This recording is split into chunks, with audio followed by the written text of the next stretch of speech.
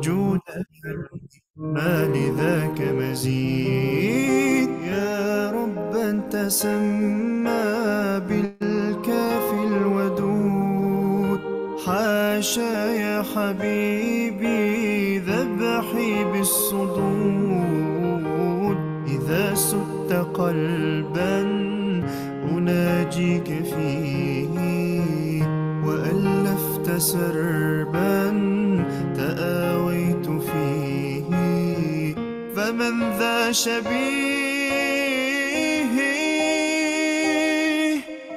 إلزم حبل الله من يستمسك Dia يعصمه kurang الله menarik.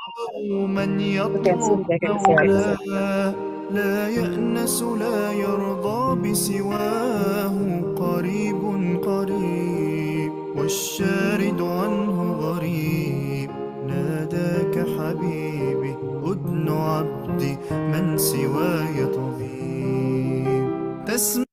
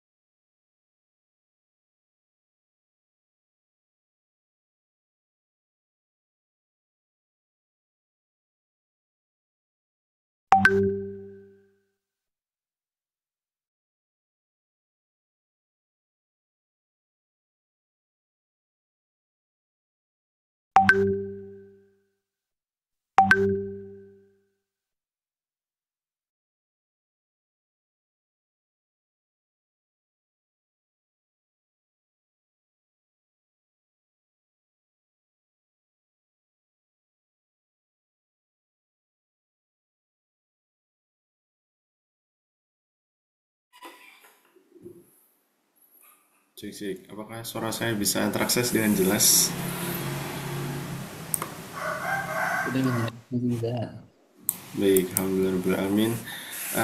Kami ucapkan alhamdulillah salam kepada sahabat Madrasah Baitullah pada pagi hari ini sehingga dapat hadir di ruang virtual Zoom yang insya Allah pada pagi hari ini kita akan dibersamai oleh pembicara yang luar biasa sekali yaitu Dokter Gigi Eka Puja yang akan membahas mengenai sehat sebelum haji atau kita harus mempersiapkan kesehatan sebelum melaksanakan ibadah ke Baitullah begitu ya. Dan pada hari ini alhamdulillah sudah ada 12 orang yang sudah hadir di kesempatan pagi hari ini termasuk dengan panitia ya. Eh, untuk itu kita langsung saja untuk memulai Madrasah Baitullah pada pagi hari ini. Semoga nanti teman-teman yang lain bisa menyusul dan bergabung di pembahasan Madrasah Baitullah pada pagi hari ini. Bismillahirrahmanirrahim. Assalamualaikum warahmatullahi wabarakatuh. Innalhamdulillah nahmaduhu wa nasta'inuhu wa nastaghfiruh wa na'udzu billahi min shururi anfusina wa min sayyiati a'malina may yahdihillahu fala mudilla lahu wa may yudlil fala hadiya lahu asyhadu an la ilaha illallah wahdahu la syarika lahu wa asyhadu anna muhammadan abduhu wa rasuluhu ila nabiyyi wa rasulah ba'da rabbi israh li sadri wa yassir li amri wa hlul 'uqdatam min lisani yafqahu qawli amma ba'du.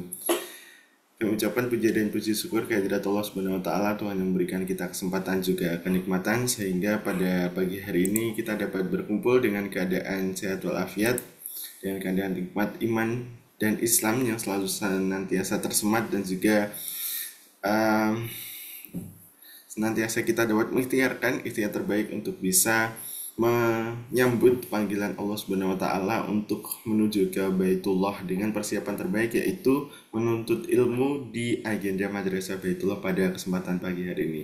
Semoga ikhtiar kita dapat berujung pada pahala dan dapat berujung pada memaksimalkan persiapan kita menuju ke Baitullah. Tak lupa juga sholat serta salam senantiasa tercurah limpahkan ke hadirat baginda Rasulullah Shallallahu Alaihi Wasallam kepada beliau senantiasa suri tauladan terbaik yang dapat kita contoh, yang dapat kita lakukan di keseharian kita. Semoga sunnah-sunnahnya beliau dapat kita contoh dan laksanakan di keseharian kita dan nantinya di yaumil akhir mendapatkan syafaat beliau. Amin ya rabbal alamin.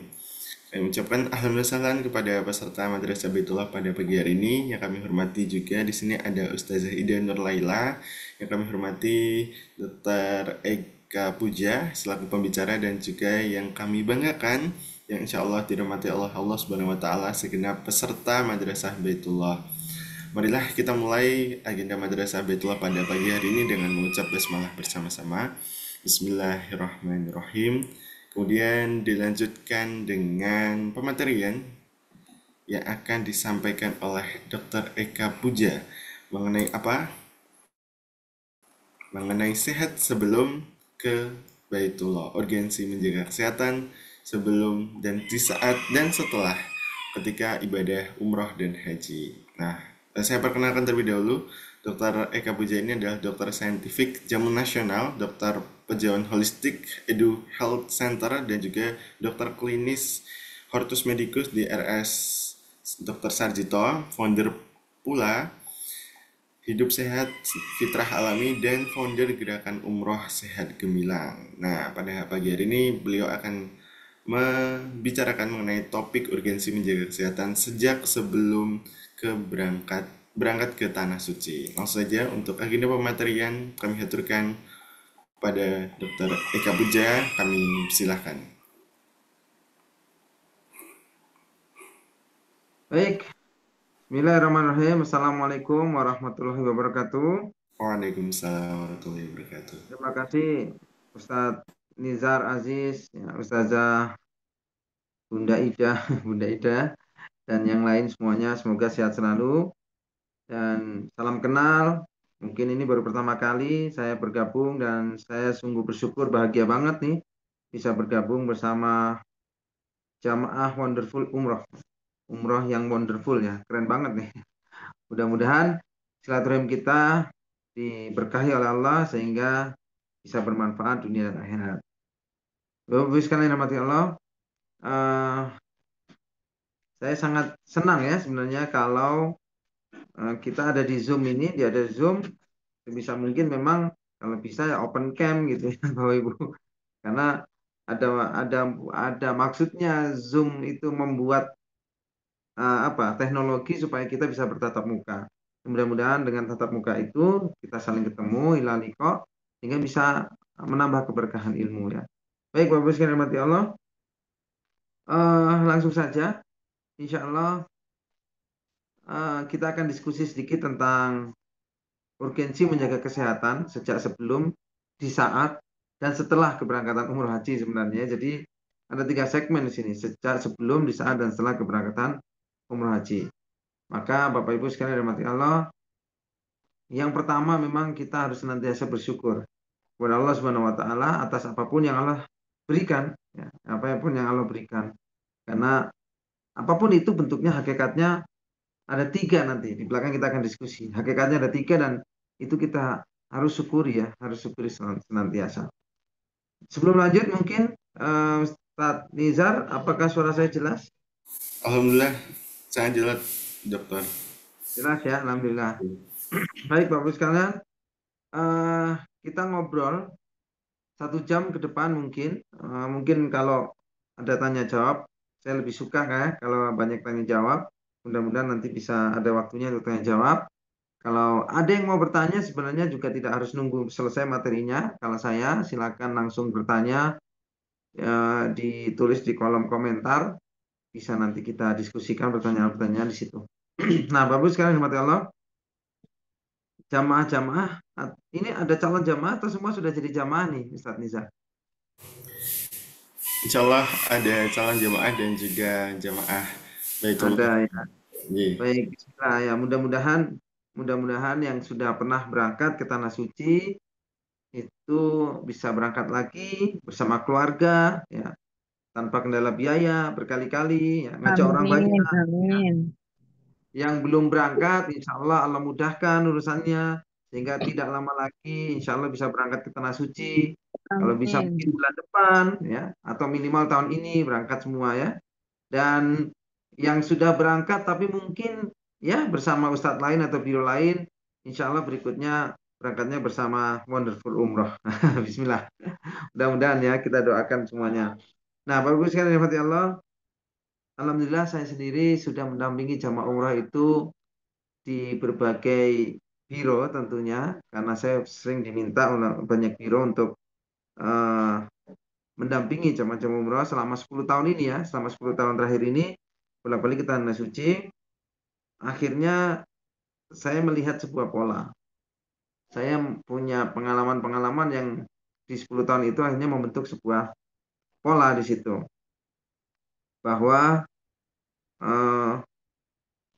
banyak hal yang kemudian menjadi di satu sisi orang lain itu senang, di satu sisi orang lain itu sedih.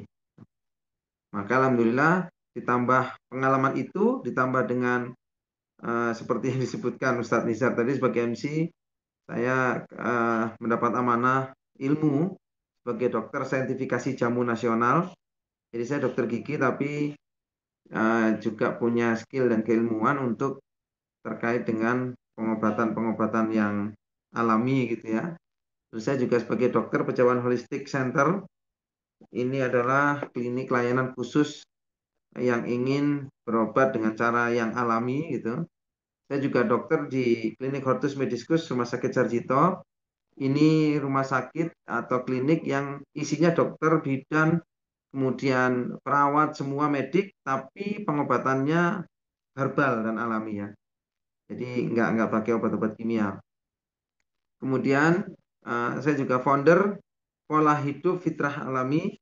Bagaimana orang itu ketika disinkronisasi dengan alam, sebagaimana alam menciptakannya, maka dia akan sehat dan sembuh sendiri berbagai penyakit gitu ya. Dan saya juga yang terakhir terkait dengan kita adalah founder gerakan Umroh Sehat Gemilang. Nah ini kenapa ada gerakan ini sebenarnya? Maka Bapak Ibu di Umroh Haji itu terkait Tanah Suci itu ada dua kelompok besar. Ada dua kelompok besar yang menurut saya itu saling saling mempengaruhi itu. Yang pertama adalah jamaah umrah atau haji yang berbahagia gitu ya. Jamaah umrah haji yang berbahagia. Siapa ini? Ini adalah orang-orang yang memang dengan niatnya lalu Allah izinkan untuk bisa berangkat ke Tanah Suci. Bahkan berkali-kali bersama keluarga tanpa kendala biaya. Ini orang yang bahagia tentunya. Lalu siapa orang yang bersedih gitu? Orang yang bersedih itu adalah orang yang niat ke Tanah Suci, gitu ya, tapi hanya bisa melihat saudara-saudara lainnya yang berangkat. Orang yang paling sedih adalah orang yang niat ke Tanah Suci, saking niatnya ikut nganter jamaah ke bandara, tapi dia cuma sampai bandara terus dada-dada aja ya, sama jamaah-jamaah yang berangkat ke Tanah Suci. Ini sedihnya luar biasa, Bapak Ibu. Kalau nggak niat ke Tanah Suci, nggak berangkat sih nggak sedih juga ya. Gitu. Tapi ini ada banyak orang-orang yang niat ke Tanah Suci, itu tapi nggak bisa berangkat. Nah, setelah kita petakan, setelah kita setelah kita petakan dan setelah kita teliti selama 10 tahun ini, banyak orang yang menganggap orang nggak bisa berangkat ke Tanah Suci itu satu karena kendala biaya. Akhirnya ini kita lihat tidak 100% juga benar. Ya. Banyak kok yang dianggap tidak punya biaya, orang miskin itu bisa berangkat dengan wasilah apa saja. Kemarin kita dengar ya, tukang sapu masjid di Jogja diberangkatkan oleh Raja Arab. Karena Raja Arab iseng-iseng nggak sengaja ngelihat postingan selama 8 tahun ikhlas nggak dibayar bersih-bersih masjid di Jogja itu. Langsung dipanggil suami istri, Masya Allah berangkat haji karena nyapu masjid. Ya beliau kalau dari uang nggak ada gitu. Ada lagi seorang karyawan karena pingin ke Tanah Suci mimpi-mimpi gitu, yang penting niat aja, terus daftar umroh walaupun cuma 1 juta, daftar terus nggak pernah nambah lagi tabungannya. Qadarullah dapat kabar kita, alhamdulillah Ustaz, mohon doanya saya mau berangkat umroh. Wah Masya Allah mau berangkat umroh, sudah ada pelunasan berarti. Qadarullah Ustaz, ternyata bos saya di kantor juga mau berangkat umroh, tapi dia nggak punya teman, dia sendirian dan nggak tahu umroh. Saya alhamdulillah ya tahu-tahu sedikit lah agama, jadi saya disuruh nemenin dia ngelunasin, Masya Allah. Ya gara-gara modal daftar doang, terus baik sama bosnya, berangkat sama bosnya gitu. Dan masih banyak lagi ya.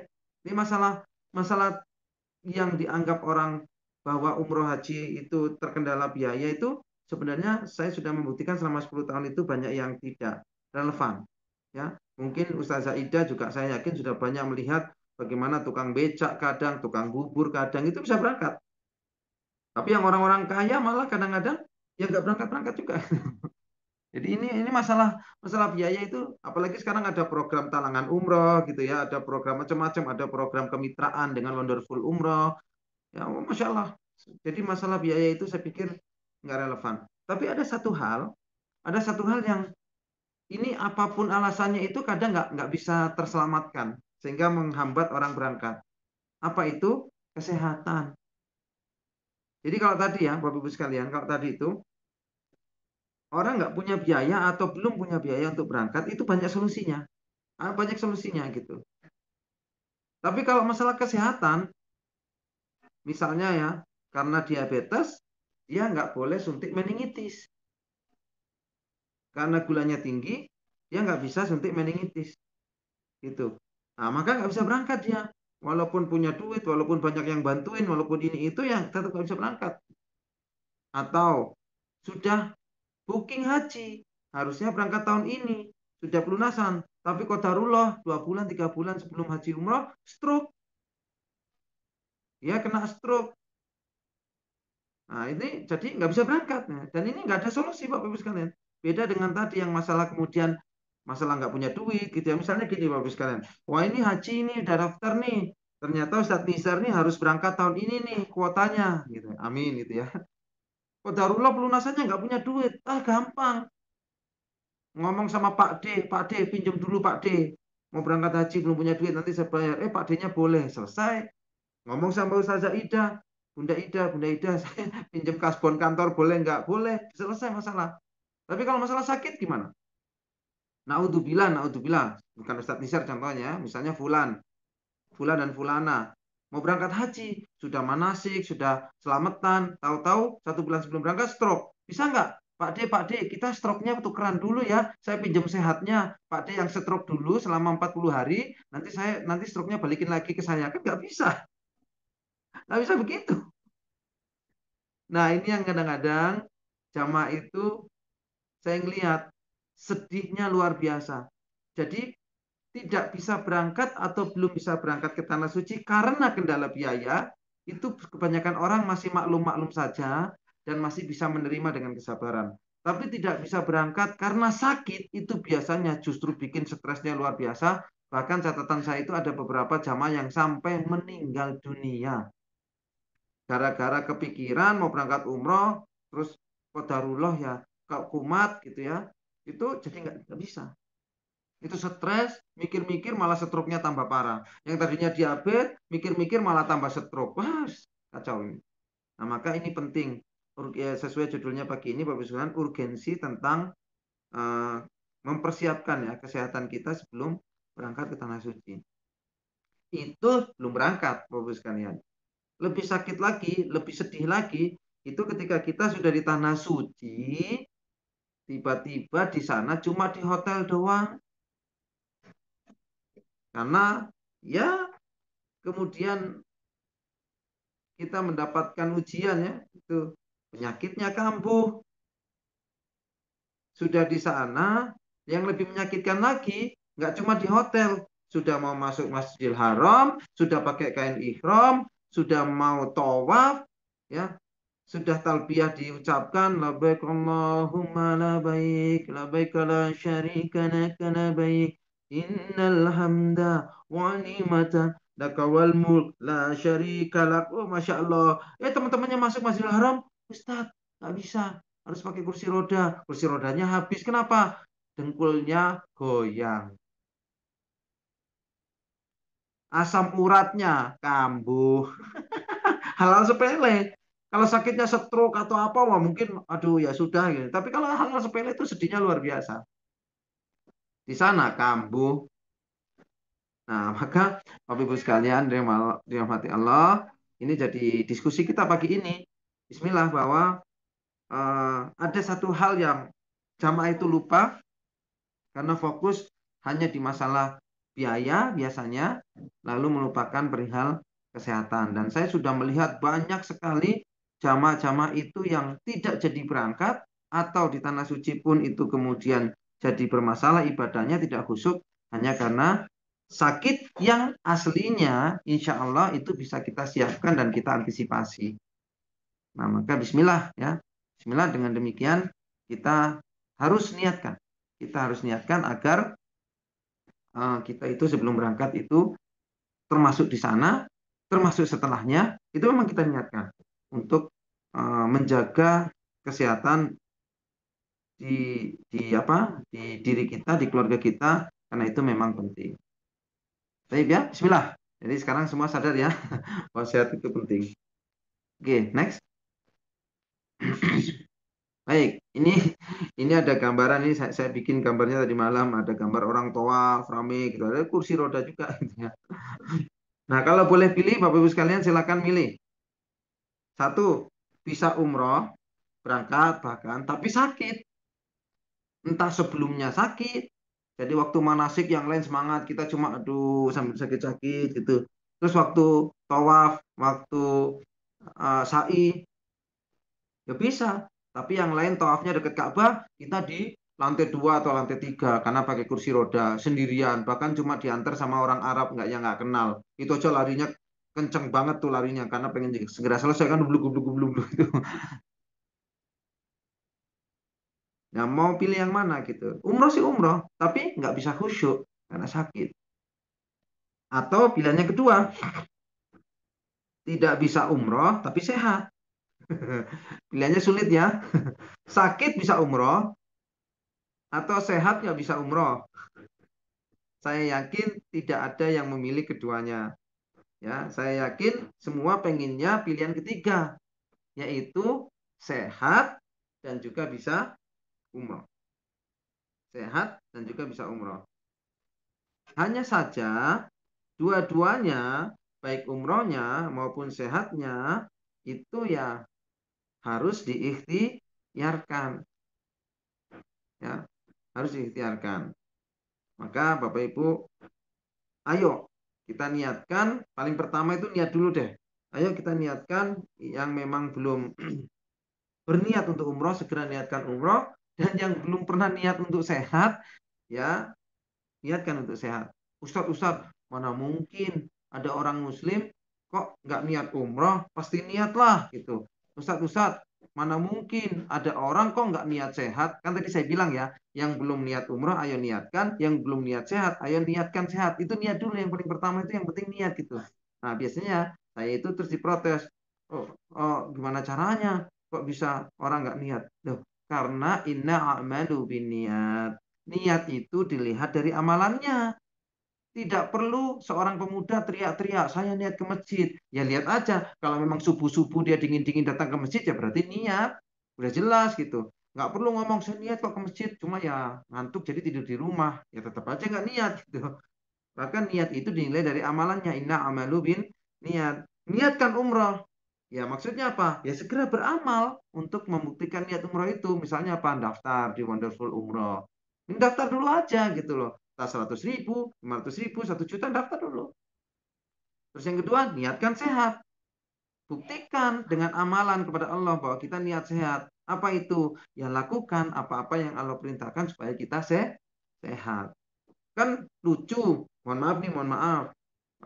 Bapak niat sehat gak? Oh niat, masa gak niat? Tapi ngomongnya sambil ngerokok. Niat tuh saat niat itu. Gimana caranya? Gak masuk akal gitu ya.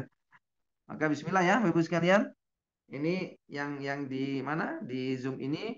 Ayo pagi ini Bismillah kita niatkan untuk bisa umroh dan kita niatkan untuk sehat ya. Bismillah. Terus berikutnya, pokoknya niatnya bisa sehat, bisa umroh gitu ya. Nah sekarang kita mulai masuk nih. Apa pentingnya?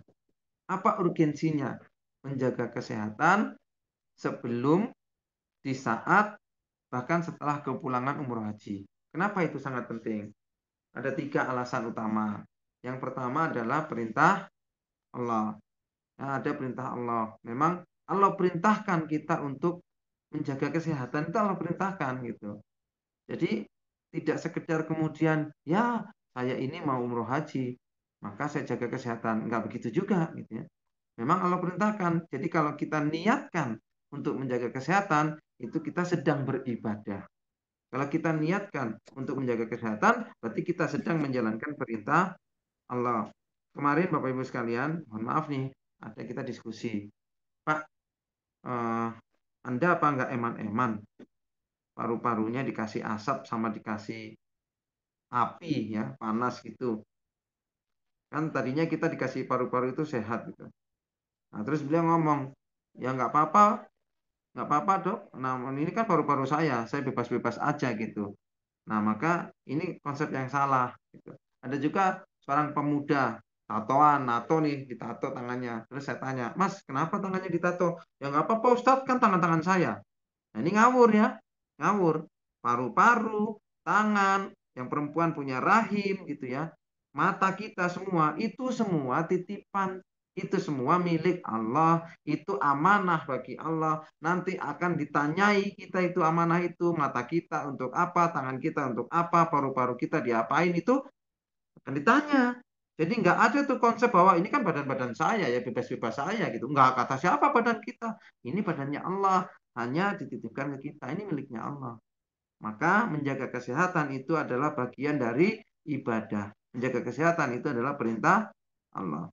Yang kedua, kenapa penting untuk menjaga kesehatan? Terutama nanti sangat berkaitan dengan umroh, yaitu intibak Rasul atau mengikuti Rasul.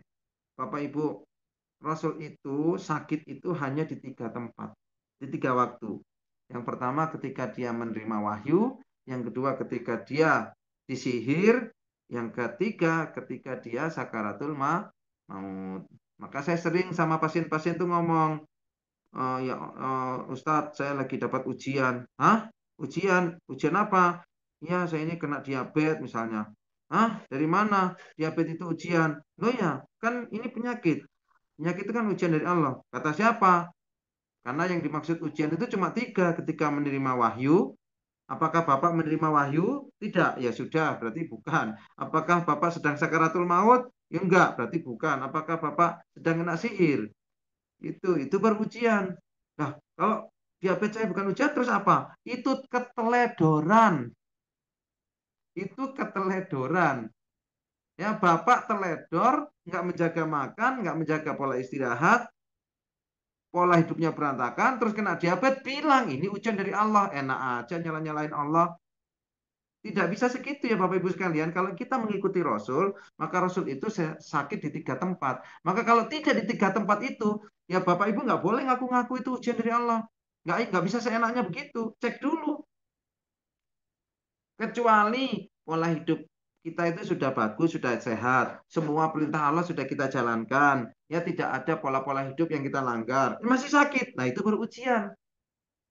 Ya, lawang pola hidupnya salah, pola makannya salah, cara jalannya juga salah, tidak seperti Rasul. Ya, kemudian sakit, bilangnya ujian dari Allah, enak aja, nggak bisa begitu konsepnya.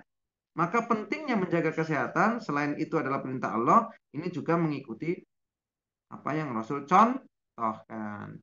Nah, yang ketiga, apa pentingnya menjaga kesehatan, terutama terkait dengan sebelum, di saat, dan setelah kepulangan umroh haji, itu adalah supaya ibadah kita bisa khusyuk. Karena kalau sakit, saya jamin nggak khusyuk ibadahnya. Nah, berarti pentingnya cuma di sana, Ustadz. Ya enggak. Emangnya sebelum berangkat kita nggak ibadah? Ya, misalnya manasik, terus kemudian apalagi belajar hukum-hukum umroh itu kan kita beribadah sebelum berangkat itu juga beribadah persiapan umroh. Maka jadi nggak khusyuk tuh nanti. Kalau nggak khusyuk, hilang kenikmatannya. Gitu. Nah, waktu di sana jelas, waktu di sana kita prosesi umroh sakit ya nggak khusyuk lah gitu. Terus setelah kepulangan apa pentingnya Ustaz? Loh, justru yang paling penting dari umroh haji itu setelah kepulangan Bapak Ibu sekalian. Salah satu ciri umrohnya makbulan atau hajinya mabrur adalah terjadinya ziyadatul khair setelah kepulangan. Yang tadinya sholatnya bolong-bolong, jadi nggak pernah bolong. Yang sholat malamnya tadinya nggak pernah, jadi sholat malamnya kenceng. Yang tadinya baca Qurannya nggak 1 juz, sekarang jadi 1 juz. Itu setelah kepulangan intinya. Umroh umroh haji itu intinya setelah kepulangan dilihat ada efeknya enggak. Kalau nggak ada efek, wah jangan-jangan umroh hajinya nggak diterima oleh Allah. Nah, maka menjaga kesehatan setelah kepulangan itu penting banget. Karena esensi dari umroh haji itu justru setelah kepulangannya.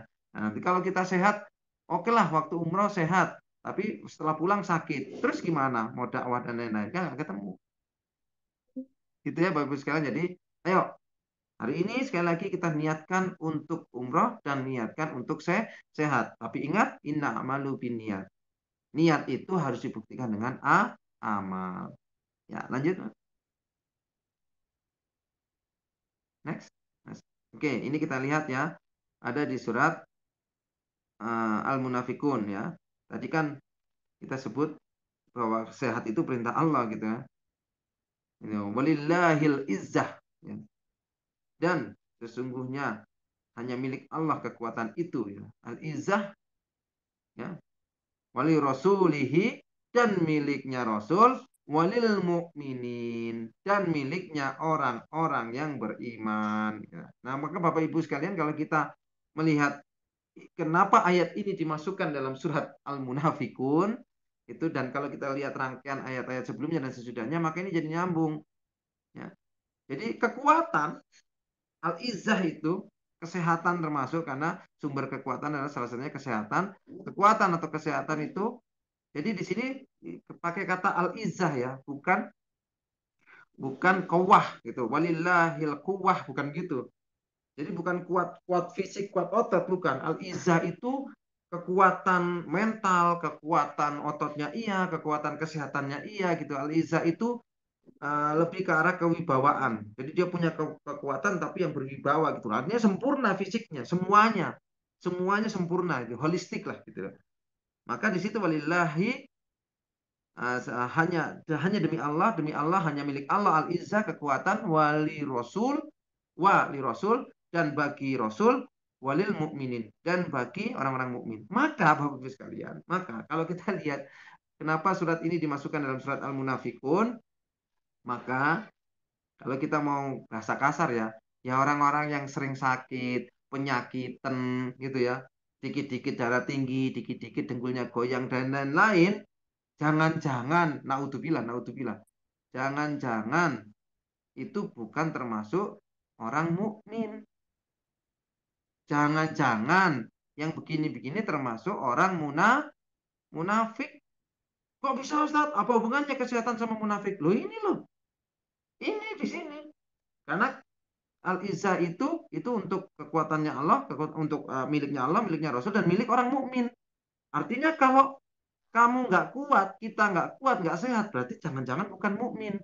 Dan itu terbukti banget, Bapak Ibu sekalian, terbukti banget bahwa banyak orang yang mengaku mukmin tapi tidak menjalankan perintah-perintah Allah terkait kesehatan. Maka saya bilang sering, Pak, Anda sakit bukan karena ujian dari Allah, Anda sakit karena Anda orang munafik. Langsung biasa marah. Oh, hubungannya apa Ustaz orang munafik? Ya orang munafik, orang katanya Islam, kok cara jalannya nggak seperti Rasul? Katanya Islam, kok cara duduknya nggak seperti Rasul? Katanya Islam, kok gerakan sholatnya nggak seperti Rasul? Makanya sakit gitu. Paham ya, Bapak Ibu sekalian? Ngeri loh ini. Jadi nggak semerta-merta sehat itu kepentingan pribadi. Enggak. Sehat itu terkait keimanan. Maka kalau kita sering sakit, jangan-jangan belum beriman. Malah ngeri lagi, jangan-jangan kita masuk orang munafik gitu. Naudzubillah ini tadi. Terus berikutnya, Mas. Ustaz, mulai di slide-nya berikutnya. Ini sambil menunggu. Tadi kayaknya ada yang bertanya. Izin tanya dok, seandainya kodarullah saat umrah di tanah suci mengalami kondisi sakit darurat seperti infeksi usus buntu akut atau ada indikasi operasi atau mengalami kecelakaan jatuh dari tangga dan tulang lengan patah membutuhkan tindakan operasi, maka apakah yang akan dilakukan oleh penyelenggara umroh? Oke, ya. Apakah jamaah tersebut dapat mengakses layanan semuanya? Oke, baik. Ini pertanyaan bagus. Ustaz Nizar boleh di next? Baik, saya sambil menunggu Ustaz Nizar next. Yang tadi maaf, yang tadi ya, udah yang tadi ya. Oke, saya jawab dulu ya Bu. Pengalaman saya 10 tahun mendampingi jamaah umroh, itu rumah sakit di sana itu sepi dari orang Arab. Catat ya, sepi dari orang Arab.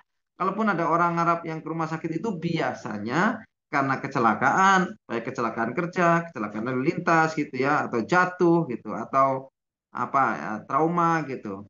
Tapi jarang orang Arab yang ke rumah sakit karena ya diabetes, darah tinggi dan kawan-kawan itu jarang. Nah, apakah akses? Ya, semuanya gratis. Kalau kita pakai visa resmi dan penyelenggara umrohnya juga resmi, itu tinggal bawa ke rumah sakit, semuanya gratis, Bu. Saya berkali-kali mendampingi jamaah yang harus sampai operasi, kadang-kadang juga bingung. Karena operasi, ada jamaah pernah saya dampingi Bapak Ibu sekalian, di sana itu operasi jantung koroner. Yang di Indonesia biayanya 300 juta. Nah, pulang-pulang keluarganya bingung. Ustadz, kalau kayak gini ini kita harus alhamdulillah, astagfirullah sebenarnya. Kalau dilihat dari biayanya jadi gratis, alhamdulillah. Tapi kok harus operasi di sana, astagfirullah, ini gimana nih? Terus termasuk jamaah-jamaah yang harus cuci darah yang agak parah itu kan seminggu sekali. Berarti di sana 2 kali cuci darah, Bapak Ibu sekalian. Itu juga gratis. Nanti kita akses ke rumah sakit, tinggal bawa surat dokter dari sini, bilang ini harus cuci darah tanggal sekian dan tanggal sekian. Maka di sana cuci darah gratis. Ya, semuanya gratis dari pemerintah Arab. Kalau visanya resmi. Ya. Bismillah ya. Baik, kita lanjutkan sedikit. Ini tadi dalam Quran ya, bahwa sehat itu memang ya perintah Allah, bahkan menjadi standar. Jangan-jangan kalau sakit-sakitan tidak beriman. Jangan-jangan kalau sakit-sakitan itu antum, naudzubillah ya, jangan antum. Fulan itu termasuk orang munafik gitu. Karena harusnya sih nggak begitu muslim gitu ya. Maka Rasulullah pernah bersabda yang dijelaskan dalam Ibnu Abbas ini ya, mukmin yang kuat lebih baik dan lebih cintai daripada mukmin yang lemah, dan pada keduanya ada kebaikan. Sungguh-sungguhlah untuk mendapatkan apa yang bermanfaat bagimu dan minta tolonglah kepada Allah, serta janganlah sekali-sekali engkau merasa lemah. Nah, ini perintah perintah Rasul melalui Rasul bahwa Allah mencintai mukmin yang kuat dan jangan sekali-kali engkau merasa lemah. Nah, Muslim itu nggak boleh begitu ya. Muslim nggak boleh begitu. Dan ada satu hadis lagi bahwa tidak ada kesyukuran yang lebih besar untuk manusia setelah keimanan kecuali kesehatan. Lalu di hadis itu juga ada perintah, mintalah sehat kepada Allah gitu. Mintalah kesehatan kepada Allah. Jadi memang ini penting banget ya, antara iman dan kesehatan itu nggak bisa dipisah, Bapak Ibu sekalian. Maka saya sering ceramah, sering diskusi di forum-forum terbuka, termasuk di TV-TV itu. Dulu saya bilang bahwa ya kalau orang sakit-sakitan, walau alam nih, jangan-jangan dia bukan orang beriman, dia orang munafik. Wah, banyak banget tuh yang protes di Facebook. Jangan gitu Ustaz, ini kan ujian dari Allah. Saya bilang ujian dari mana? Antum makan sembarangan. Ya. Misalnya gini loh Bapak Ibu sekalian, misalnya gini. Kita beli mobilnya Panther, mesinnya diesel. Petunjuknya, kalau petunjuk kita kan Quran ya. Terus orang bengkelnya, ya kalau kita Rasul gitulah, itu bilang, Pak, ini nanti isi bahan bakarnya pakai solar ya, gitu. Terus kita tidak mengikuti buku petunjuknya, kita nggak mengikuti Quran, kita tidak mengikuti saran orang bengkelnya, kita nggak mengikuti saran Rasul. Semua mau kita sendiri, bebas lah, yang penting bahan bakar kan, lalu isilah bensin, Pertamax lah, dengan anggapan Pertamax lebih bagus. Mau gua nggak mobilnya? Mogok lah, karena itu mesin Panther, diesel. Terus masa kita mau bilang, wah dapat ujian nih, kita dapat mobil jelek dari dealer. Ini bukan masalah ujian, ini kesalahan antum sendiri, tidak mengikuti buku petunjuknya dan tidak mengikuti saran bengkelnya. Jangan salahin orang lain. Gitu. Maka ini saya sering sehat, kita itu seolah-olah dibawakan badan yang sehat, kok jadi sakit. Ya, contoh, satu orang makan makan daging kambing darah tinggi, orang yang lain enggak.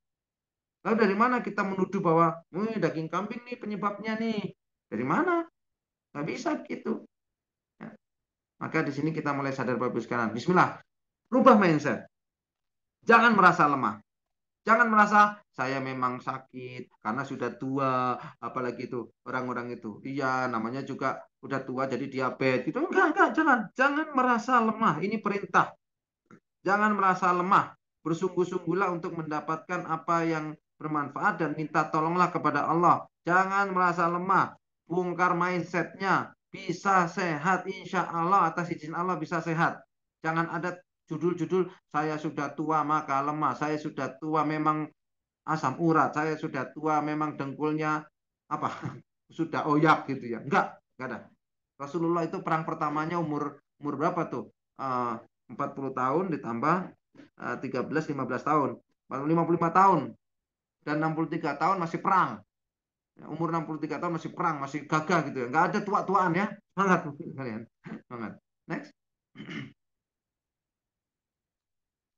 Next, Mas. Ustaz, silakan next. Oke, sekarang kita mulai masuk. Apa saja yang perlu diwaspadai? Nah, ini yang perlu dipersiapkan, Bapak Ibu sekalian. Kemarin Ustadz Nizar, kemudian beberapa jamaah tanya, jadi dok sebenarnya saya sih sudah sadar ya, kita kalau umroh itu ya harus serius juga ngurus kesehatannya. Tapi apanya sih sebenarnya gitu? Nah ini ya, satu cuaca ekstrim. Persiapan menghadapi cuaca ekstrim. Suhu rata-rata di Indonesia itu 25 derajat Celcius sampai 30 derajat Celcius. Ini nyaman memang. Kita merasa nyaman kalau di sini. Karena tubuh manusia itu secara umum juga 27 derajat. Ya, jadi nyaman. Ya. Sementara di Arab, itu kalau pas musim dingin, Bapak Ibu sekalian, itu bisa 10 derajat. Turun 6 derajat lagi, beku. Ya. Itu dingin banget itu. Efeknya apa biasanya orang-orang itu? Langsung kulitnya kering karena dinginnya dingin kering, bukan kayak di Indonesia. Kalau dingin dingin lembab. Sana dinginnya dingin kering, langsung kulitnya pecah-pecah, retak, sarafnya terpicu, akhirnya gatal-gatal, merah-merah, digaruk, bahkan bibir biasanya sampai pecah-pecah di sini terus berdarah ya, berdarah, perihnya luar biasa itu. Perih banget. Akhirnya sibuk ngurusin itu, lupa ibadahnya. Karena kita nggak nyiapin. Kakinya juga tumitnya biasanya pecah-pecah itu sakitnya luar biasa untuk jalan. Atau sebaliknya, panasnya sampai 45 derajat Celcius. Saya pernah di Mekah sampai 45 derajat Celcius. Itu kalau kita nginjek aspal, bagus sekalian, aspalnya lengket di sendal. Nyes, nyes, nyes gitu. 45 derajat Celcius. Itu kita pernah nyoba piring seng dipanasin setengah jam, terus kemudian kita kasih telur di situ. Mateng telurnya, Pak. Mateng. Gitu. Maka kita harus siapin nih. Cuaca dingin itu menenggelamkan energi, Anda bisa drop di situ, bisa bablas bahkan meninggal. Cuaca panas itu bisa membuat darah mendidih, bisa unstroke, bisa macam-macam ini ya, bisa sarafnya kena gitu. Maka harus disiapin cuaca ekstrim ini. Jangan disepelekan. Yang kedua, aktivitas yang ekstrim. Menghadapi aktivitas yang ekstrim. Sekali putaran tawaf yang dekat Ka'bah itu 500 meter Bapak Ibu sekalian. Dan jarak Safa Marwah itu 450 meter. Jadi sekali umroh itu cuma dari tawafnya sama sa'inya ya. Belum jalan dari hotelnya, belum dari tempat pakai pakaian ihramnya itu belum. Itu totalnya sudah 6 sampai 7 kilo loh. Padahal di sana kita berapa kali umroh ya? Ada yang 3 kali umroh, ada yang 4 kali umroh gitu. Berarti kan sekitar 21 kilo, 28 kilo kita jalan selama di sana. Nah, di Indonesia nggak pernah jalan. Maka harus disiapkan. Disiapkan. Bapak Ibu yang mau berangkat 6 bulan lagi, nanti kita latih. Pak, cara jalannya begini Pak. Sekalian perbaikin. Selain perbaikin lututnya, perbaikin pinggulnya. Begini nanti jadi jalan. Banyak sekali jamaah-jamaah yang sudah kita dampingi itu, tadinya merasa takut, nggak kuat. Ternyata di sana jadi kuat. Bahkan pulang pun jadi kuat, jadi sehat ya. Nggak cuma di sananya gitu. Maka harus kita siapin terusnya. Yang ketiga, makanan ekstrim. Di Indonesia terbiasa makan pecel misalnya, lotek orang Jogja. Di Arab makanannya, bumbunya, rempahnya luar biasa kuatnya. Lemaknya juga banyak. Kolesterolnya tinggi. Roti-rotian, tambah mayones. Ya, nggak biasa. Mencret. Sakit perut langsung. Ini harus disiapin. Bagaimana caranya menetralisir itu semua. Yang keempat, penyakit bawaan. Ini harus kita siapin juga. Supaya jangan sampai di waktu di tanah suci itu nanti kambuh. Ya, asurat ya, paling banyak asurat. Asurat tahu ya, asam urat. Asam urat. Darting, darah tinggi, kolesterol, diabetes, ambeien, boyok, dengkul, semua kambuh. Nah, kambuh sana. Gitu. Ya Bapak Ibu kan lebih banyak mendengar cerita tentang alhamdulillah di sana jadi sehat, alhamdulillah di sana jadi itu yang cerita sehatnya. Kenapa? Karena yang cerita sakitnya pada malu cerita. Malu cerita karena di Indonesia biasanya dijudulin apa? Wah, kamu kena azab tuh di sana sakit gitu. Enggak gitu-gitu juga. Bukan gitu-gitu juga. kena azab tuh di sana sakit tuh. Ya enggak lah, kalau nggak disiapin ya gimana caranya gitu. Ya, next. Jadi ada 4 hal yang perlu kita waspadai. Nah, apa solusinya? Apa yang harus kita siapkan? Nah, ini Bapak Ibu sekalian, ini solusinya nih. Yang pertama itu kita harus memperbaiki ruh kita. Tazkiyatun naf atau tazkiyatun ruhiyah. Artinya kita memperbaiki ruh ini ada 3, catat ya, ada 3. Nafsu yang tazkiyatun naf atau terkait ruh itu yang mempengaruhi adalah nafsu, ya, keinginan-keinginan kita yang tidak terkendali, kemudian fikir, ya, pola pikir kita, dan satu lagi kolub. Kulub ya, kulub. Kolbun. Nah, kolbun. Kolbun saya tidak mengatakan hati ya, karena hati nanti membingungkan. Hati itu liver, berarti liver ya, liver atau hati itu, atau jantung, jantung hatiku gitu. Kalau di luar negeri, my sweet heart, gitu. Jantung. Kalau di kita liver ya. Maka gimana nih jantung hati, heart, liver heart. Maka bukan, ya. Jadi ada 3, memperbaiki 3. Catat Bapak Ibu sekalian. Yang pertama apa tadi? Yang pertama nafsu, ya, keinginan-keinginan. Jangan melakukan hal yang keinginan yang tidak produktif ya. Terus kemudian nafsu, kemudian ada pikiran. Jaga pikiran agar selalu positif. Kemudian yang ketiga adalah kolbun, hati ya. Kolbun hati, jaga agar kolbun ini selalu bersih ya. Bersih. Gimana caranya menjaga nafsu? Nah, maka menjaga nafsu itu adalah dengan berteman, mencari lingkungan yang baik. Yang barang siapa yang berteman dengan pandai besi, kata Rasul, maka dia akan kecipratan apinya, minimal mencium bau keringatnya. Siapa yang berteman dengan penjual minyak wangi, maka dia akan dapat wanginya, walaupun nggak pakai, gitu ya. Ya, di sisi yang lain, jika engkau ingin menjadikan seseorang menjadi teman dekatmu, menjadi korib, sahabat karib gitu ya, teman dekatmu, maka lihatlah temannya. Jika temannya itu beriman kepada Allah, maka dekatilah ia. Sementara jika temannya itu sering bermaksiat kepada Allah, maka jauhilah dia. Jadi kita itu bisa menilai orang dari teman. Nah, ini masalah nafsu, keinginan-keinginan. Orang-orang yang berada di lingkungan yang baik, insya Allah nafsunya terbaik, terkontrol ya. Orang-orang yang berada di lingkungan yang buruk, nafsunya juga. Ini solusinya. 1, tentang nafsu, maka pilihlah lingkungan yang baik. Ya, termasuk insya Allah komunitas ini nih, Wonderful Umroh, insya Allah baik ya. Terus yang kedua, pikiran. Jaga selalu pikiran positif. Gimana caranya? Ya, selalu reframing. Gini Bapak Ibu, kejadian apapun itu aslinya netral. Misal, jarak hotel ke Baitullah. Itu nanti ada jamaah, jarak hotel ke Baitullah misalnya agak jauh, misalnya 2 kilo. Gitu ya, 2 kilo. Nah, terus nanti ada yang bilang, jangan 2 kilo lah. Misalnya, jarak hotel ke Masjid Baitullah itu misalnya 500 meter. Nah, 500 meter. Nanti ada jamaah yang bilang, Alhamdulillah ya, masjid kita dekat. Karena dia membandingkan, wah yang haji jauh-jauh tuh yang reguler gitu. Nanti yang satu bilang, mas apa hotel ini jauh banget nih, nggak tanggung jawab nih anunya, birohnya gitu. Padahal sama-sama 500 meter tuh. Makanan juga nanti begitu, ada yang bilang, alhamdulillah makanannya enak banget. Nanti yang satu bilang, wah makanannya apa ini nggak enak gitu. Nah, padahal makanannya sama. Nah ini masalah pikiran. Yang ketiga tadi masalah kolbun. Kolbun bagaimana targetnya? Jaga kolbun tetap bersih. Caranya apa? Banyak zikir, banyak takarub kepada Allah, banyak wirid, diperbanyak wiridnya. Apa pentingnya tazkiyatun nafs ini, Bapak Ibu? Kalau nafsu atau ruhiyah kita lemah, itu langsung mempengaruhi semua sistem metabolik. Sekali lagi ya, orang takut, orang pesimis, kemudian orang marah, kemudian orang apalagi nih, ya, suuzon itu menurunkan antibodi sebanyak 80%. Bayangin ya. Tapi orang tersenyum, ini senyum itu menaikkan antibodi. Bapak Ibu boleh cek nih. Kita senyum. Rasanya di hati itu ringan, tapi begitu digini kan, kayaknya jelek juga gitu loh di hati. Maka hati-hati ya. Tazkiyatun nafs ini betul-betul langsung mempengaruhi kesehatan. Yang kedua, memperbaiki pola makan.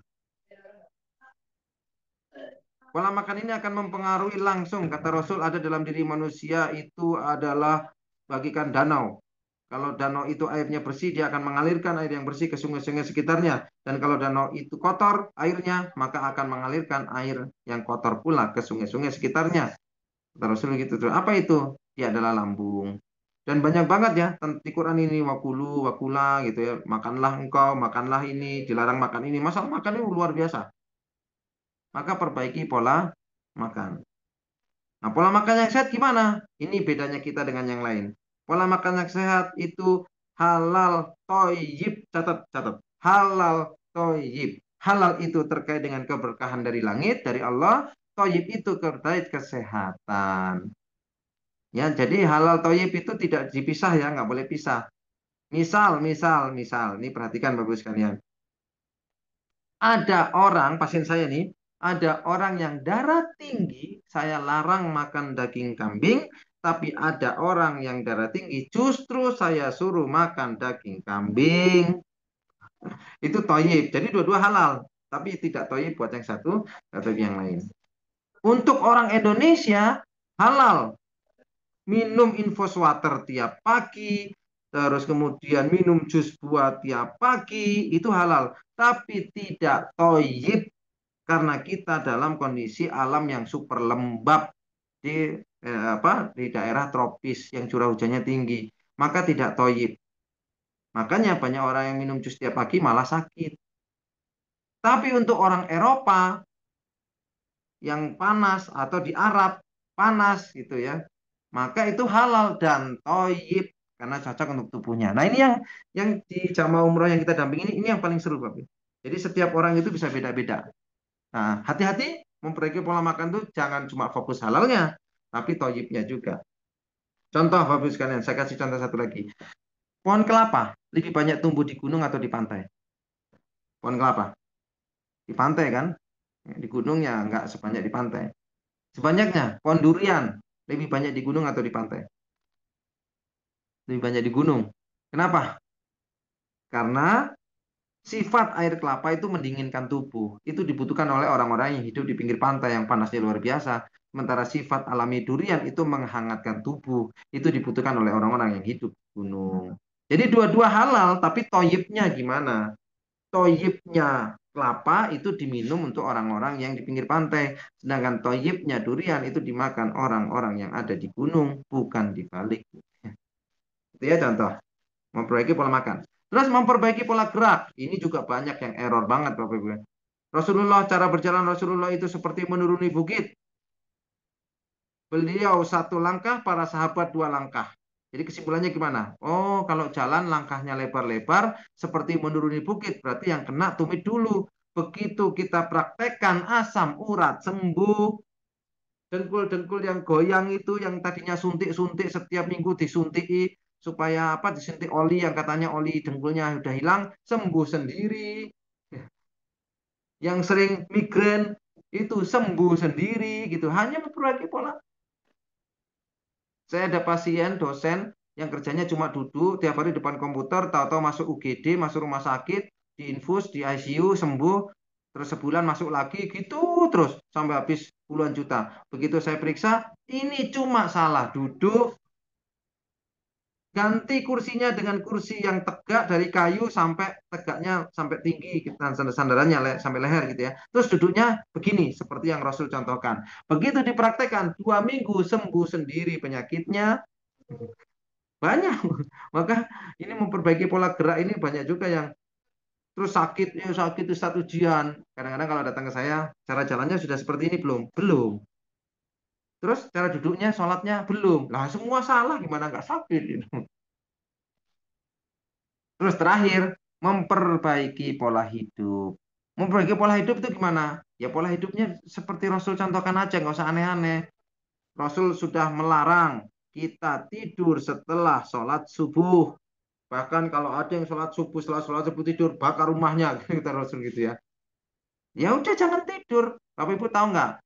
Setelah sholat subuh, organ yang bekerja paling kuat adalah organ paru. Paru itu menangkap oksigen sebanyak-banyaknya dan juga mengeluarkan karbon dioksida sebanyak-banyaknya. Nah, ketika malam itu tumbuhan tidak memfotosintesa, tidak menghasilkan oksigen, maka Allah kasih bonus oksigen yang di udara diturunkan melalui embun. Embun sifatnya lembab, dan kita waktu tidur itu sifatnya lembab, sehingga ketika bangun tidur setelah subuh langsung kita keluar ke masjid, menghirup embun sedikit, embunnya dihilangkan oleh tubuh ketika dipanaskan, dapat oksigen murni yang sangat tinggi, karena oksigen itu diikat oleh air. Itu luar biasa Bapak sekalian. Coba aja perhatikan. Ustadz, embun kan karena nggak ada matahari. Nyatanya sore nggak ada embun. Embun itu cuma pagi loh Bapak sekalian. Itu contohnya. Jadi banyak ya. Terus misalnya sholat malam jam 1 sampai jam 3 malam. Itu organ yang bekerja itu organ liver Bapak sekalian. Liver itu adalah membuang racun. Maka barang siapa yang sholat malamnya utuh, sholat malamnya rutin, dia pasti kelihatan kulitnya lebih cerah. Karena racun itu disimpan di bawah kulit. Tuh. Jadi memperbaiki pola hidup. Banyak Bapak Ibu sekalian yang setelah sholat malamnya rajin, kemudian tidak tidur setelah sholat subuh, kemudian sarapan di jam 7 sampai jam 8, ya, itu sembuh sendiri penyakitnya. Jadi sudah ya ketahuannya Bapak Ibu sekalian, apa solusinya, apa yang harus kita siapkan. Ada 4 poin utama, tadi sudah kita share, nanti kameramen kita lebih detail lagi. Next Ustaz. Maaf Dok, untuk agenda pematerian mungkin bisa dilanjutkan nanti di sesi tanya jawab. Boleh. Karena pemateriannya sudah selesai penyampaian. Jadi bisa disampaikan lagi tambahan ketika closing statement atau pada saat tanya jawab. Ya, ini sudah mau selesai kok. Ini tinggal 1 slide lagi. Ini studi kasus ya. Studi kasus yang mungkin membuat Anda takjub. Ini ada jamaah dengan penyakit jantung, jalan 5 meter saja ngap-ngapan, bahkan sempat dilarang umroh oleh dokternya. Setelah diperbaiki cara jalannya, seperti cara jalan Rasul, jantungnya sembuh, umroh tanpa kambuh, bahkan nggak jadi operasi. Ini kasus beneran, Bapak sekalian. Terus jamaah dengan penyakit darah tinggi, bertahun-tahun minum obat, nggak sembuh-sembuh, setelah diperbaiki cara minum dan cara mengunyah, darah tingginya sembuh sendiri tanpa obat-obat kimia. Insya Allah ya. Ini kasus-kasus banyak seperti ini. Jadi insya Allah nanti banyak kalau kita umroh bersama Wonderful Umroh yang paket plus, tapi bukan plus Turki, plus apa, tapi plus sehat. Insya Allah akan kita bongkar hal seperti ini ya. Bismillah. Mungkin itu ya. Ini slide terakhir juga ini sudah slide terakhir. Insya Allah kita ngulik pertanyaan sebentar. Mohon izin. Izin tanya dok, seandainya kodrallah saat umroh, oh tadi sudah. Assalamualaikum dok, apakah wanita hamil dengan posisi janin masih di atas, masih bisa diikhtiarkan untuk melahirkan normal? Masih di atas itu maksudnya gimana Bu? Bu Siska, coba saya dikasih insight lebih lanjut. Yang dimaksud masih di atas itu apanya? Kakinya maksudnya atau kepalanya? Kepalanya. Kepalanya. Ya. Kepalanya. Berarti dia apa namanya sungsang ya? Sungsang. Bisa. Insya Allah bisa. Kehamilan berapa ini? Umur berapa? Sebenarnya dari HPL tuh masih kurang 3 minggu. Oh, masih bisa, bisa. Saya punya beberapa pengalaman bahkan yang sudah hari H. Itu ada 2 pasien sudah sedang nunggu sesar. Qadarullah ketemu dengan kita, iseng-iseng saya kasih gerakan ringan saat 2 jam itu, lalu ketika mau sesar di USG lagi bayinya sudah muter. Ya, Tapi ya itu karena kan dokter itu sudah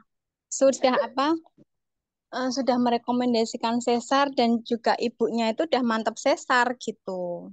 Ya, itu makanya kan perjuangan kita begitu ya. Perjuangan kita itu kan kadang-kadang tadi loh Bu, hadis tadi itu loh bahwa jangan pernah merasa lemah. Ini penyakit Bu. Dan ini ciri-ciri orang munafik ya. Naudzubillah ya. Kita harus sadarkan orang bahwa kalau muslim sejati itu tidak pernah berpikir putus di tengah jalan. Kalau memang ada cara dan itu belum selesai, ya perjuangkan. Kan itu yang jadi masalah.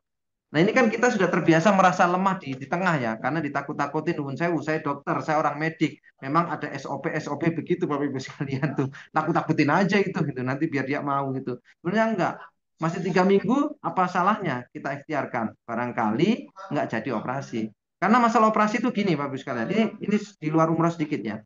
Operasi sesar itu kerusakannya luar biasa. Operasi sesar itu adalah exit way atau pintu darurat. Ibarat kita kebakaran, ya pintu daruratnya di sana gitu. Tapi kan kalau nggak kebakaran kan nggak lewat pintu darurat gitu loh. Atau kebakaran kemudian apinya sudah padam, ngapain lewat pintu darurat? Kan gitu ceritanya. Nah ini kan masih ada 3 minggu.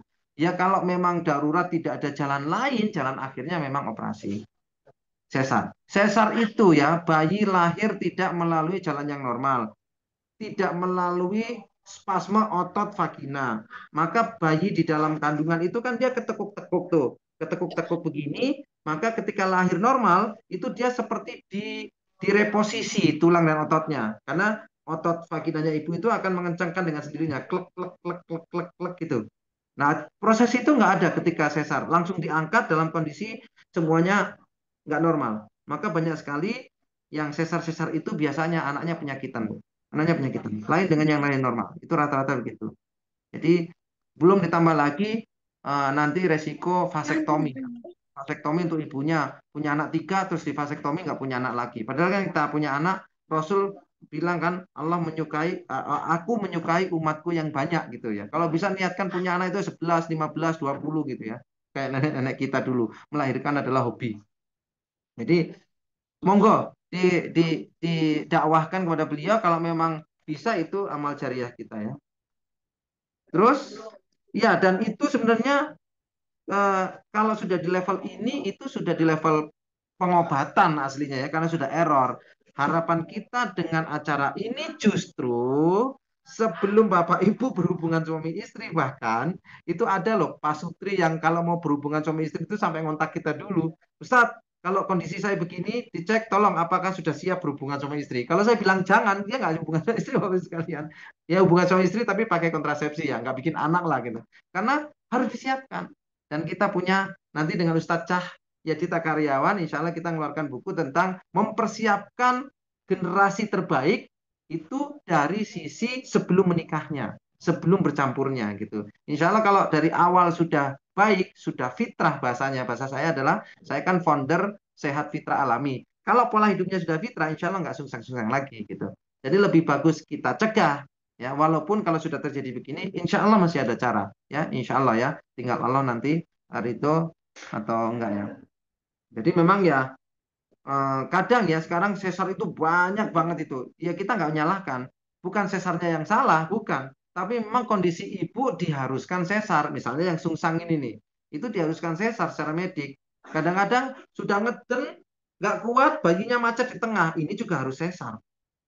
Jadi kita nggak nyalain sesarnya, tapi kita adalah mengkritisi bagaimana ibu itu tidak disiapkan untuk hamil yang terbaik dan tidak disiapkan untuk kelahiran yang terbaik. Asal jalan aja gitu ya, ujungnya jadi sesar. Itu ya. Jadi pentingnya itu mempersiapkannya itu ya di majelis kita pagi ini. Itu ceritanya. Terus ada lagi satu pertanyaan tadi. Untuk darting cara minum dan mengunyahnya bagaimana dok? Nah ini harus saya diagnosa dulu ya, kirim foto lidah, terus saya lihat kadang-kadang ngobrol gini kelihatan dari wajahnya, itu tergantung tipe dartingnya. Ya. Ada yang paling banyak itu darah tinggi karena kurang minum Bu. Maka kalau memang ternyata darah tingginya itu karena kurang minum, maka cara minumnya adalah cara minum yang seperti Rasul contohkan. Minum tidak boleh banyak, 3 teguk sambil duduk, tapi sering setiap 30 menit minum, 40 menit minum. Jadi gimana sarannya? Sarannya kemana-mana bawa tumbler, bawa botol minum. Jadi bukan gini, perut kita, tubuh kita itu hanya bisa menyerap air itu sekitar 60 mili, 45 sampai 60 mililiter setiap jamnya. Jadi kalau Bapak Ibu habis makan minum 1 gelas besar yang kayak gelas terminal itu nggak dipakai semua sama tubuh, dibuang. Maka ada orang yang Ustadz, saya udah banyak loh minum 5 liter sehari, 10 liter sehari, bahkan 1 galon saya minum. Kok masih dehidrasi? Kok darah tingginya karena kurang minum? Kan saya nggak kurang minum. Iya, Anda minumnya cukup, tapi tubuh nggak bisa menyerap. Kenapa? Minumnya banyak langsung. Nggak begitu caranya. Terus kalau kita lihat, coba lihat ya, di misalnya di kedai-kedai kopi yang memang profesional, ya misalnya Starbucks gitu. Itu kalau kita minum kopi kan cangkir kecil, itu langsung disediakan 1 botol aqua yang besar. Kenapa? Karena sifat kopi itu membuat pencernaan itu menjadi kering, dingin dan kering. Nah, maka satu kopi kecil ini diimbangi dengan satu botol mineral yang besar. Nah, itu yang fitrah kan begitu. Nah, tapi kan kita jarang minum kopi, jangankan disediakan air putih untuk pengimbang, malah jok-jokannya kopi. Minum kopi, dicok lagi, kopi lagi, dicok lagi. Nanti lambungnya kumat bilang dapat ujian dari Allah. Ujian dari mana? Cara minum kopinya ngawur kok, ujian-ujian enak aja. Ini yang jadi masalah Bapak sekalian. Jadi cara minumnya, kalau ditanya gimana cara minumnya, ya ikuti cara Rasul. Karena Rasul itu minum sedikit-sedikit, tiga teguk, sering, dan kalau bisa air hangat ya, bukan bukan infus water lah, bukan kangen water lah, bukan ya, bukan begitu. Terus cara duduk Rasulullah mohon dicontohkan. Ada banyak Bu. Cara duduk waktu makan, cara duduk waktu BAB, BAK, buang air kecil, cara duduk waktu buang air besar, cara duduk waktu makan snack, bukan makan besar, cara duduk di kursi, cara duduk ketika subuh, banyak banget tuh. Seru. Pelatihannya juga seru. Dulu mahal tuh pelatihan. Kalau saya buka pelatihan tuh rata-rata 5 juta satu orang, 2 hari. Itu cuma belajar duduk, belajar berdiri, belajar jalan gitu ya. Belajar tidur gitu. Itu 5 juta gitu ya. Tapi insya Allah Wonderful Umroh nanti enggak ya. Untuk jamaah-jamaah umroh, Wonderful Umroh nanti termasuk paket lah gitu. Kita ajarin semuanya Bu. Contoh cara duduk. Cara duduk Rasul itu jarang banget duduk bersila. Rasul duduk bersila itu hanya setelah sholat subuh. Kalau kita korelasikan, kenapa? Duduk bersila itu membuat tulang panggul membuka, otot kendor. Kenapa kok setelah subuh? Ya, karena setelah sholat subuh, organ yang bekerja adalah usus besar. Maka Rasul duduk sila di waktu itu, ya, karena usus besar yang bekerja sehingga BAB-nya jadi lancar. Sementara di tempat yang lain, Rasul kebanyakan duduk timpuh atau duduk makan kayak orang perang, jegang, kalau orang Jawa bilang jegang satu kaki. Banyak kan begitu, jarang banget tuh duduk bersila. Ya. Nah ini cara duduk Rasul yang akan kita ini. Terlalu banyak duduk sila, tulang ekor akan menekuk, tulang ekor menekuk, saraf tertekan, sistem antibodi jadi rusak. Maka terlalu sering duduk sila itu akan menurunkan energi. Orangnya sih biasanya klemek, santai gitu ya. Ciri khasnya orang Jogja kayaknya. Kira-kira gitu ya. Dan waktunya habis ya. Mungkin ada satu pertanyaan lagi mungkin. Dokter tinggal di mana? Monggo minta ke adminnya Wonderful Umroh. Insya Allah kita akan ada diskusi-diskusi begini. Saya tinggalnya di pondok pesantren kita di Gunung Lawu, Bapak sekalian. Monggo kalau mau main di sini di pesantren kita, di sini juga ada kliniknya. Tapi jangan khawatir, Bapak Ibu semua yang tergabung dalam pengajian pagi ini, itu insya Allah Wonderful Umroh nanti sudah kita berencana untuk membuat paket atau layanan kesehatan yang fitrah alami seperti yang sesuai Rasul contohkan seperti ini, sehingga sehat nggak sehat apapun hasilnya kita dapat berkahnya dari Allah. Kenapa? Karena sehat itu bukan sekedar sembuh tapi dengan obat makan babi misalnya, ya buat apa gitu. Karena inti dari kesehatan adalah tadi 3. 1 itu perintah Allah, 2 itu mengikuti Rasul, dan 3 kita niatkan supaya ibadah kita khusyuk. Saya kira itu ya Bapak Ibu sekalian. Mudah-mudahan, mohon maaf kalau waktunya nggak cukup dan kapan-kapan kita diskusi lagi. Silakan yang mungkin promil belum berhasil berapa tahun ini, darah cocok atau darah tinggi atau apapun penyakitnya, nanti bisa menghubungi program Wonderful Umroh. Dan saran saya niatkan sekalian yang belum daftar atau belum apa ya langsung daftar aja bersama tim Wonderful Umroh. Saya kira demikian. Mohon maaf lahir dan batin bagi semua. Ada kebaikan hanya dari Allah semata. Terima kasih Ustadz Nizar, Bunda Ida, Ustazah Ida, Nur Laila. Terima kasih waktunya. Saya senang sekali bisa silaturahim dengan keluarga besar Wonderful Umroh. Mudah-mudahan nanti ke depan saya bisa umroh bersama teman-teman Wonderful Umroh. Allahumma amin. Kita seru-seruan, kita semangat, kita ngaji bareng. Dan nanti di akhir kita akan kumpul lagi di surganya Allah. Saling bertemu, berhalakoh, tapi duduknya bukan hanya di Zoom, duduknya bukan hanya di bawah payung Masjid Nabawi, duduknya bukan hanya di depan Ka'bah, tapi kita akan berhalakoh di surganya Allah. Allahumma amin. Baik, saya kembalikan ke Ustadz Nizar. Terima kasih semuanya. Wabillahi taufiq wal hidayah. Assalamualaikum warahmatullahi wabarakatuh. Waalaikumsalam warahmatullahi wabarakatuh. Baik, kami ucapkan jazakumullah khair kepada Dr. Eka Puja yang telah memberikan materi yang sangat luar biasa sekali. Sampai nanti tadi banyak pertanyaan yang mungkin masih belum terjawab, dan tidak usah risau, tidak usah galau. Nanti akan kami hubungkan ke Dr. Eka Puja untuk pertanyaan yang belum terjawab, dan kami akan sharekan materi pada pagi hari ini tadi yang slide yang telah ditampilkan. Dan Bapak Ibu, kami selain menampilkan pematerian dan menyampaikan pematerian pada pagi hari ini, kami juga akan menyampaikan yaitu program umroh dari Wonderful Umroh yang umroh spesial. Temanya adalah Jelajah Hati di Tanah Suci, keberangkatan tanggal 10 November 2025 di durasinya 9 hari, dibimbing langsung oleh Ustadz Syatori Abdul Rauf dan juga Ustadz Cahyadi Takriawan. Nah, beliau-beliau ini adalah Ustadz tokoh-tokoh nasional yang siap membimbing Bapak Ibu di tanggal 10 November 2025. Kenapa kok harus ikut umroh di Jelajah Hati? Karena dirancang untuk keluarga, cocok untuk pasangan, orang tua maupun pribadi yang ingin menguatkan spiritualitas dan juga relasi. Hotel strategis di dekat masjid dan juga bisa upgrade sesuai kebutuhan. Pesawat langsung ke Jeddah, nyaman dan tidak banyak membuang waktu. Kereta cepat, nanti ada include juga fasilitas kereta cepat modern dan juga efisien. Kemudian ada program ruqyah dan pembinaan keluarga. Tidak hanya ziarah, tidak hanya sebatas kunjungan-kunjungan city tour dan sebagainya, tapi juga ada mentoring dan juga penguatan iman, mempererat hubungan keluarga dan juga mempererat antar hubungan kita dengan Allah Subhanahu wa taala. Promosi spesial untuk pendaftaran awal, DP-nya cukup 4,5 juta, diskon 1 juta plus bonus albaik. Promo berlaku hanya sampai di 31 Juli 2025.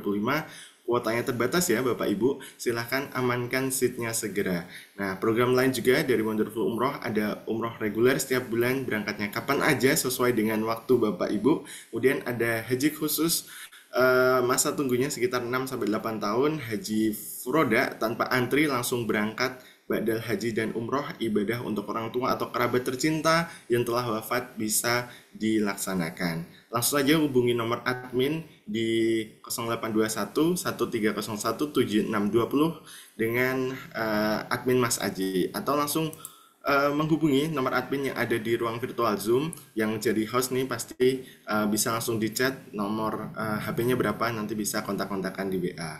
Itu saja untuk materi kegiatan dari Wonderful Umroh. Jika Bapak Ibu langsung berminat pada pagi hari ini, langsung chat, bisa langsung mengamankan seat, jangan ditunda-tunda lagi, karena 2025 Jelajah Hati di Tanah Suci bersama Ustadz Syatori dan Ustadz Cahyadi kapan lagi. Itu saja untuk agenda Madrasah Baitullah pada pagi hari ini. Bapak Ibu, mohon maaf apabila ada kekurangannya. Terima kasih Dr. Eka Puja, Ustazah Ida Nur Laila, dan Bapak Ibu yang lain sudah hadir pada kesempatan pagi hari ini. Kita tutup dengan mengucap hamdalah bersama-sama.